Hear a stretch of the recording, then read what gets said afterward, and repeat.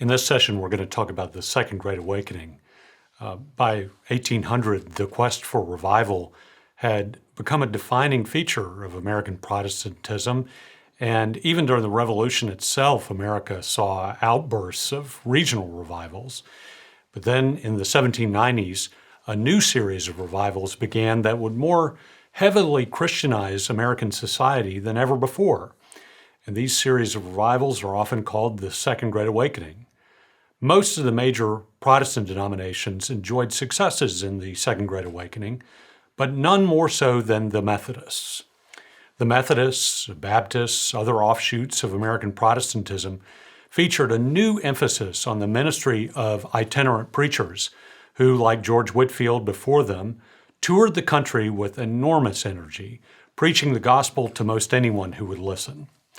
But unlike George Whitefield, these new ministers focused on a gospel that had a strong emphasis on equality and the spiritual democracy brought about by the Holy Spirit.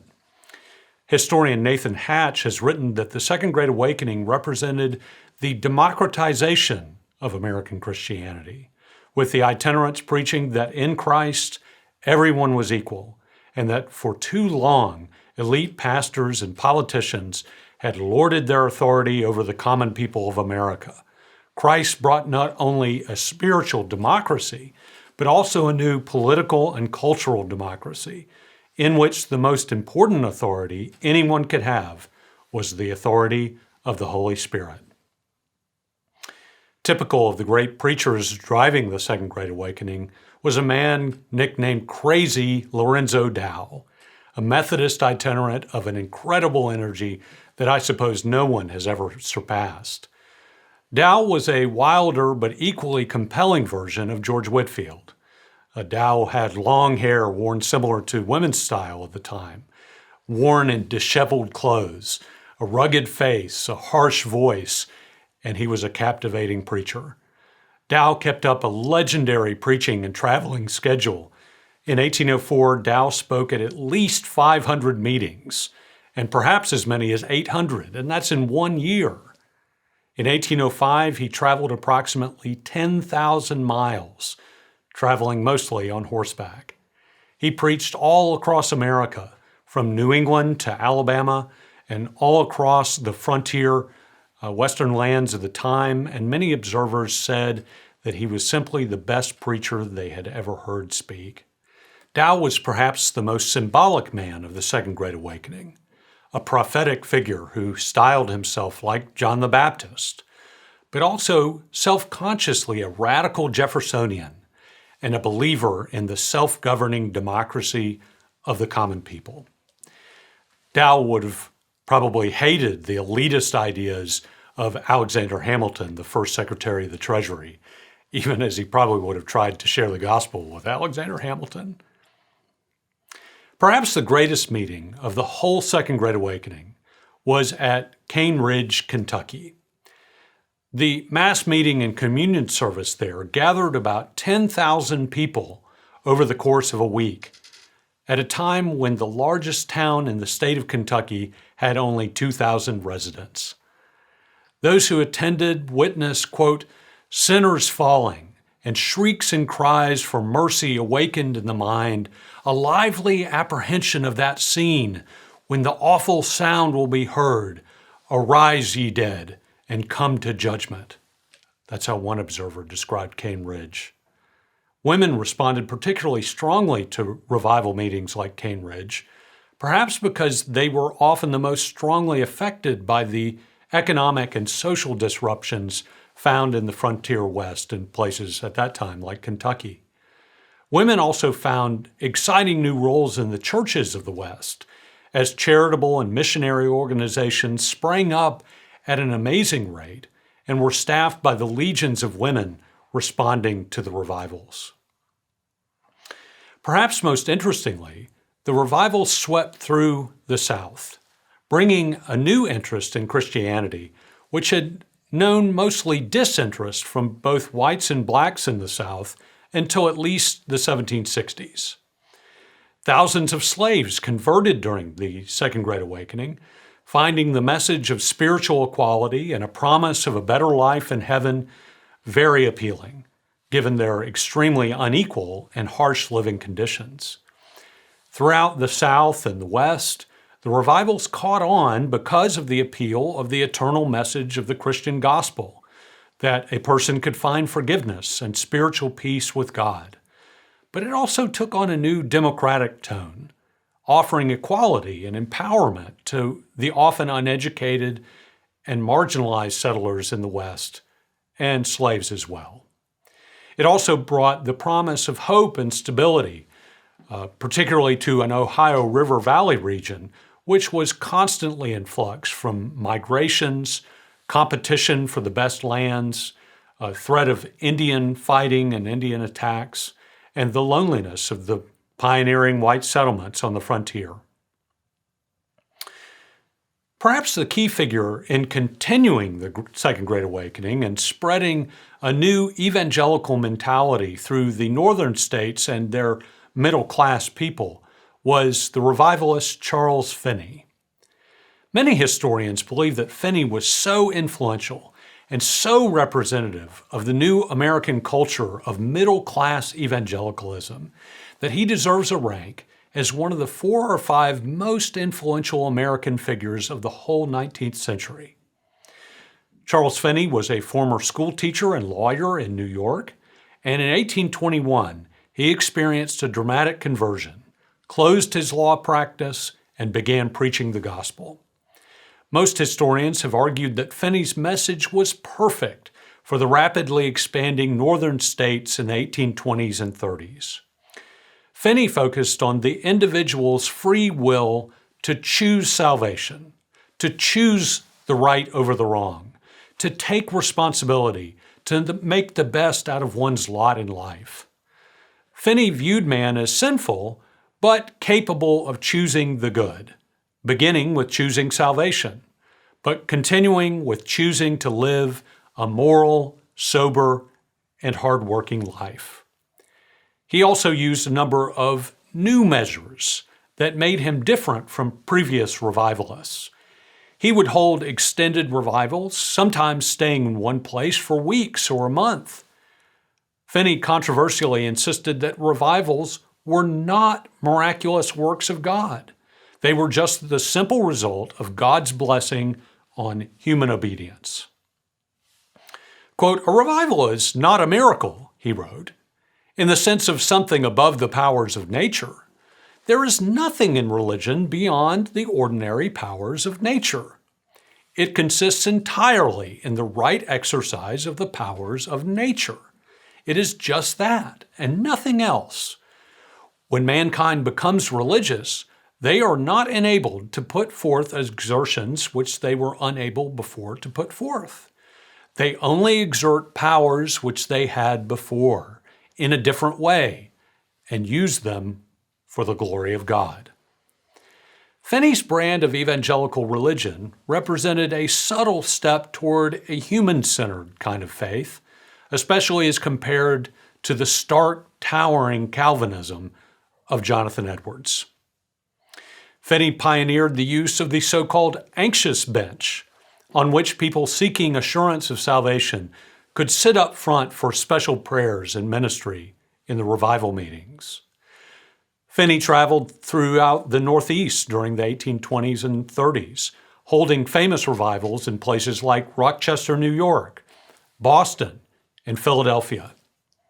The rising middle-class culture of these regions slowly took on a distinctively evangelical tone, holding up, at least in principle, and often in reality, the ideals of personal godliness and self-improvement. There can be no doubt that Christianity had never flourished in a freer environment, or at least legally free, as it found in pre-Civil War America. This had at least 2 main results. First was the growth of the major Protestant denominations, Baptist, Methodist, and Presbyterian, into true giants that dominated American culture. But the second was the rise of all manner of unusual religious leaders, groups, and movements that transcended the usual boundaries of Orthodox theology or gender and race lines that usually applied in traditional Christianity. We've already seen one example of this in a previous lesson in the sectarian leader Jemima Wilkinson, who called herself the Public Universal Friend. A similar sectarian movement that began to develop early in the Revolutionary period was the Shakers. The Shakers developed as an offshoot of the English Quakers, and their main leader, the Shakers' main leader, was Mother Ann Lee, who moved with her family to America from England in 1774. Lee was a visionary, and she claimed to have had all manner of trances and visions, and she became convinced that Christ's second coming would be in the form of a woman, and that she, in fact, was that woman. Lee and the Shakers developed a form of Christian socialism that also forsook all sexual intercourse as sin, including in marriage. And that would become a real problem for sustaining the growth of this movement. But from the 1780s to the 1840s, Shakers were very active in evangelizing the radical fringe of other Protestant revivals, especially the Baptists. Though Mother Lee died in 1784, the movement continued to grow and especially thrived on the radicalism of the Second Great Awakening, notably picking off three leading converts who had formerly led the Cane Ridge revival in Kentucky. The Shakers continued their celibacy and featured fervent communal worship, including group dancing and occasionally some speaking in tongues, or that mysterious divine language of tongues that's seen often in the book of Acts. But there can be no doubt that the group's main source of radicalism was its claim that Christ's second coming had come in a woman. Another of the radical movements was the Millerites, led by William Miller, who grew up in Vermont. Millerism grew out of intense expectation of the second coming of Christ. Miller had once been a liberal deist, but was converted to a radical Calvinist Baptist. On his farm, he would study the Bible late at night and became interested in the end times, speculating on the meaning of apocalyptic passages from the book of Daniel. In 1818, Miller came to the conclusion that the Bible predicted that the end would come in 1843. With 25 years left, he became an itinerant preacher in New England and New York, spreading the word that the end was imminent. In 1839, Miller secured the help of a Boston publicist, and before 1843, Miller had likely influenced hundreds of thousands of Americans who cast more than a few glances upward during their daily business in 1843. But the year came and went. Jesus didn't return, and it proved to be a huge disappointment and to some an embarrassment. But Miller did manage to found the Adventist Church, despite these problematic beginnings. Through more intense Bible study, the Adventists came to the conclusion that observing Sunday as the Sabbath day was a Roman Catholic corruption. And so they began the distinctive habit of returning to a Saturday Sabbath in the Jewish tradition. Miller was followed by Ellen White as the most significant leader of the group now called the Seventh-day Adventists. She claimed prophetic authority over the church, and White made a number of converts to a strict dietary regimen, including vegetarianism. One of White's converts in Battle Creek, Michigan, was Dr. John Kellogg, whose vegetarian zeal led him to create a new commercial industry for cereals. Many of the new religious movements in the antebellum period had utopian or communitarian ideals. Many Christian groups have had this ideal, of course, but something new seemed to be going on in these years as a number of radical separatist groups tried to achieve an almost heavenly state on earth, sometimes with some pretty weird manifestations. One group of evangelical radicals who tried this was the Oneida community of John Humphrey Noyes. Noyes was converted in a revival in 1831, and he went to Yale Divinity School. But he did not get along well there, and he began developing views concerning the potential for radical holiness and perfection in believers. In fact, he came to believe that the message of the gospel was total deliverance from sin, and that true Christian community could only be practiced in radical socialism.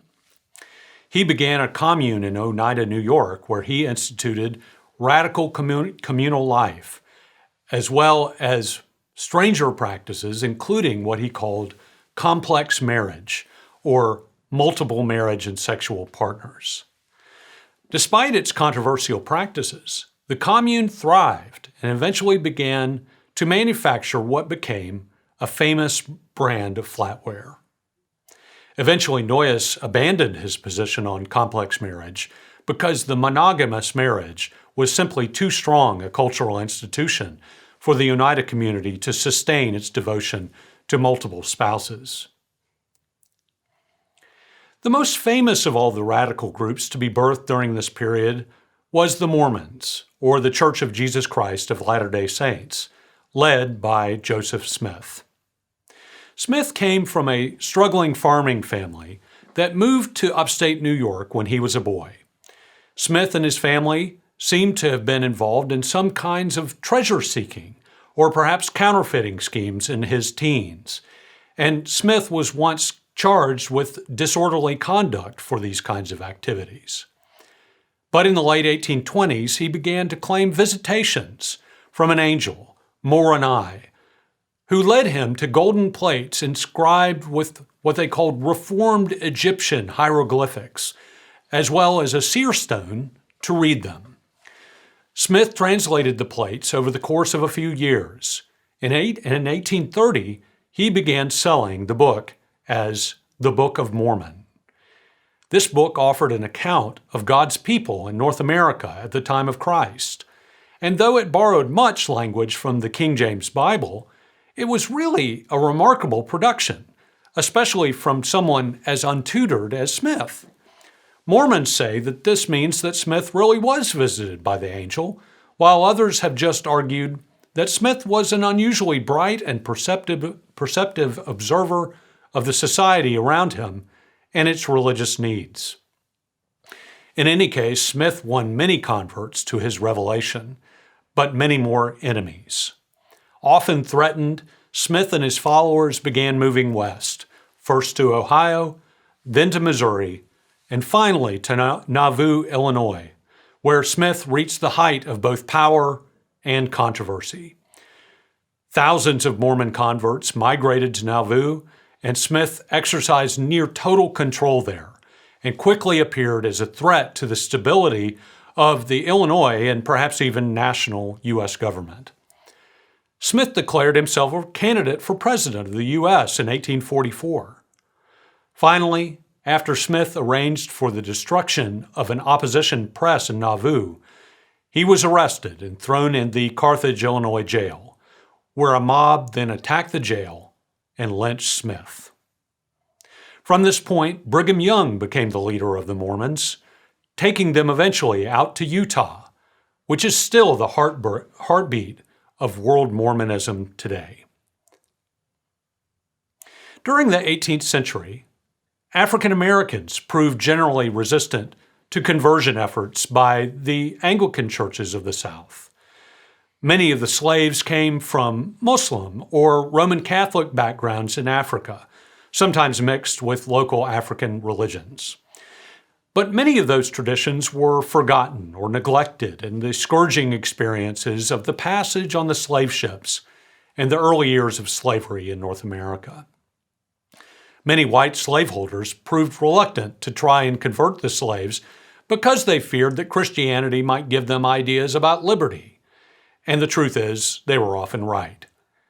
In the awakenings of the 1740s through the 1760s, some evangelicals had successes in ministering to the black population, and George Whitefield made a point to criticize the Southern colonies for their poor treatment of the slaves. But Whitefield was no abolitionist. He himself owned slaves and argued that Christianity would make for better slaves. But eventually, the Baptist and Methodist churches began to make great inroads among free and slave African Americans. Their message of an individual salvation and free gift of grace from God resonated with many African Americans, and its greater emphasis on emotional and musical expression as part of Christian devotion catered to their memories of African religious practices. Many white evangelicals deliberately set themselves up against elite Southern society, and in doing so, they made friends among African Americans. Some early white evangelicals, even in the South, toyed with the idea of abolitionism and abolishing slavery. And later in the early 19th century, almost all Northern abolitionist leaders were evangelical Christians. All in all, the number of church-going African Americans rose sharply between the 1770s and the 1830s. Most of these Christian blacks attended white-led congregations. Others, however, began to lead independent black congregations, even occasionally in the South. One example of this is David George, who grew up in slavery in Virginia. His master later moved to South Carolina, where George came under the influence of an evangelical preacher who converted him. George taught himself to read so that he could read the Bible, and he eventually became pastor of what appears to be the first independent black congregation in North America, the Silver Bluff Church, set up in 1773. George later moved on to Nova Scotia in Canada, where he endured threats and mob violence because he dared to minister to both whites and blacks. And eventually, David George left North America to minister in the West African colony of Sierra Leone. Another key early leader in the African American church was Richard Allen. He was born, like George, into slavery, but he was converted at age 17 by Methodists in Delaware. Allen began immediately to preach and to teach himself to read. Allen went to Philadelphia, where he caught a vision for reaching the city's African American population with the gospel. He would preach as often as he could, sometimes as much as 4 or 5 times a day. He attended the white-led St. George's Methodist Church in Philadelphia, which he used for preaching at times. But he and his friends became upset by the persistent bigotry of the whites, who once made a friend of Allen's move out of a white section where he had knelt to pray. So Allen and a number of his friends left the church and with much difficulty started an all-black Methodist church, the Bethel Church, in 1793. Frustrated over a continuing lack of respect from white denominational officials, however, Allen and his colleagues decided to found a new denomination in 1814, the African Methodist Episcopal Church, which went on to become one of the leading African American denominations. By the 1830s, evangelical Christianity had become the dominant religious movement in America, and Christianity had become closely aligned with many facets of dominant American culture and politics. One of the great tragedies of this Christian growth, however, is that it would offer no solution, at least among powerful white people, to the increasingly troubled question of chattel slavery, which would doom the national denominations and eventually jeopardize the nation itself.